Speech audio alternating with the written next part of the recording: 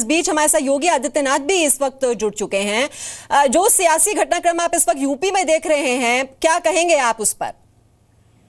देखिए, 4.5 वर्षों तक समाजवादी पार्टी के नाम पर एक परिवार के द्वारा प्रदेश में जो अराजकता, जो लूट खसोट, जो गुंडागिर्दी, जो अव्यवस्था फैलाई गई है, उसकी परिणति इसी रूप में होनी चाहिए थी और हुई है। देखिए, पहले से ही इस बारे में पहले से कहा जा रहा था कि ये होना है और ये हुआ है। नैतिकता कहती है कि जब अखिलेश यादव अब उस पार्टी के नेता नहीं रहे जिस पार्टी ने उन्हें मुख्यमंत्री बनाया था, तो उनको सबसे पहले नैतिकता के आधार पर इस्तीफा देना चाहिए। और फिर अगर विधायकों में टूट फूट होती है और प्रदेश में वर्तमान के संवैधानिक संकट का एक ही रास्ता निकलता हुआ दिखाई देता है कि प्रदेश में राष्ट्रपति शासन हो और नए चुनाव। तो योगी जी, आपको तो सूट करेगा ये कि राष्ट्रपति शासन के तहत चुनाव हो, और समाजवादी पार्टी की टूट आपको सूट करेगी कि नहीं? क्योंकि एक समाजवादी पार्टी के बजाय फिर 2 समाजवादी पार्टियों से लड़ाई होगी आपकी। मैंने कहा ना कि समाजवादी पार्टी अपनी नाकामयाबियों को छुपाने के लिए बहुत दिनों से पारिवारिक नौटंकी कर रही थी। मुझे लगता है कि वह 1 नहीं 2 नहीं, वो 4 के रूप में भी आ जाएं, जितने भाई हैं सब अलग अलग पार्टी बनाकर के मैदान में आ जाएं। भारतीय जनता पार्टी की सरकार बननी तय है। प्रदेश में पूर्ण बहुमत के साथ भारतीय जनता पार्टी की सरकार बनेगी। सर, चेहरा तो है नहीं आपके पास कोई अभी तक बताने के लिए कि किसके नेतृत्व में लड़ेंगे? देखिए, भारतीय जनता पार्टी किसी परिवार की, किसी व्यक्ति की, किसी जाति की पार्टी नहीं है।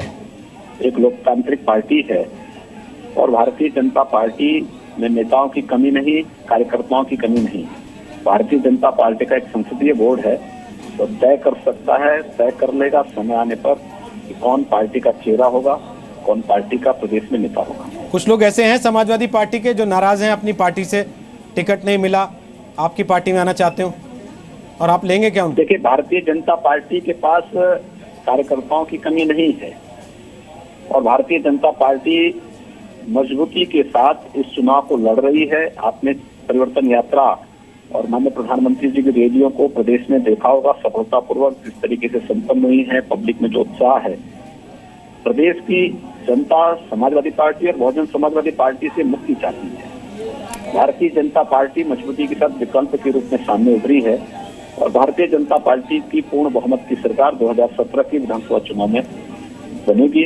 इसमें कोई संदेह किसी को नहीं होना चाहिए। बहुत बहुत शुक्रिया योगी आदित्यनाथ जी न्यूज से बात करने के लिए। वो कह रहे हैं कि पारिवारिक नौटंकी है जी। वो कह रहे हैं कि चारों भाई मिलकर अलग अलग पार्टी भी बना लें और 4 कोनों से भी आ जाएं तो भी जीत समाजवादी पार्टी के सामने भारतीय जनता पार्टी की होगी। लेकिन मीमांसा, इस वक्त एक बार विशाल के पास चलना होगा। विशाल वहां मौजूद हैं जहां एपी सेंटर है इस भूकंप का, समाजवादी पार्टी के परिवार में जो भूकंप आया। जी बिल्कुल। विशाल, सिर्फ एक चीज बता दीजिए, अखिलेश यादव प्रेस कॉन्फ्रेंस करेंगे, मीडिया के सामने आएंगे तो पिताजी से मिलने के बाद आएंगे या पहले आएंगे और फिर मिलने जाएंगे? नहीं रोहित जी, अगर अखिलेश यादव अभी प्रेस कॉन्फ्रेंस पहले 8 बजे का टाइम था, अब फिर वहां पर एक बार हम अपने कैमरामैन से कहेंगे, एक अखिलेश यादव के समर्थक ने आग लगा ली है खुद को 5 कालीदास मार्ग के बाहर, हम आपको तस्वीरों में दिखाने की कोशिश कर रहे हैं। और दूसरी चीज, अखिलेश यादव अब से थोड़ी देर में ही मीडिया से बातचीत करेंगे, वो प्रेस कॉन्फ्रेंस करेंगे। लेकिन उससे पहले एक महत्वपूर्ण जानकारी आपको देनी है, दर्शकों को देनी है कि इस वक्त अखिलेश यादव ने यूपी के मुख्य सचिव और डीजीपी को तलब किया है। मुख्य सचिव अखिलेश यादव के साथ मीटिंग कर रहे हैं। इस मुख्य सचिव के साथ मीटिंग के मायने क्या निकाले जाएंगे, क्या अखिलेश यादव कोई कड़ा फैसला अपने खुद को लेकर के लिए करने जा रहे हैं, क्योंकि मुलायम सिंह यादव ने उनको पार्टी से बाहर कर दिया है। सीएम पद के फैसले पर कहा है मुलायम ने। विशाल, ये बड़ा फैसला क्या हो सकता है, क्या सूरत बनती हुई नजर आ रही है? देखिए, अभी फिलहाल मुख्य सचिव को अखिलेश यादव ने बुलाया है अपने घर पर। मुख्य सचिव को यहाँ उनके साथ बातचीत कर रहे हैं अखिलेश यादव। मुख्य सचिव को बुलाने का मतलब यह है कि कहीं ना कहीं आगे की कोई कार्रवाई कर सकते हैं अखिलेश यादव। अगर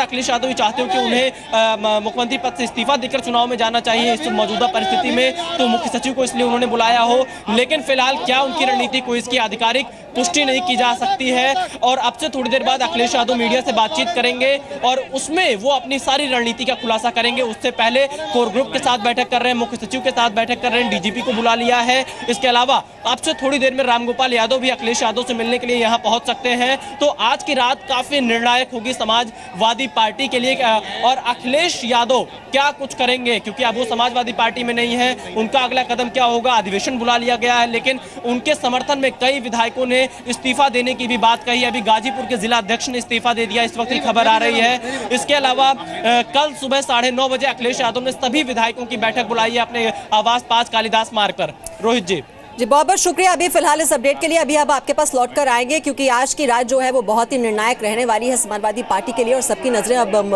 अखिलेश यादव पर टिकी हुई हैं क्योंकि कुछ ही देर में वो प्रेस कॉन्फ्रेंस को संबोधित करने वाले हैं। तो उनका अगला कदम अब क्या होगा, बहुत कुछ अब इस बात पर निर्भर करेगा। क्या ये एक पैचअप की गुंजाइश इस पार्टी में अभी भी बनी हुई है या ये पार्टी टूट चुकी है।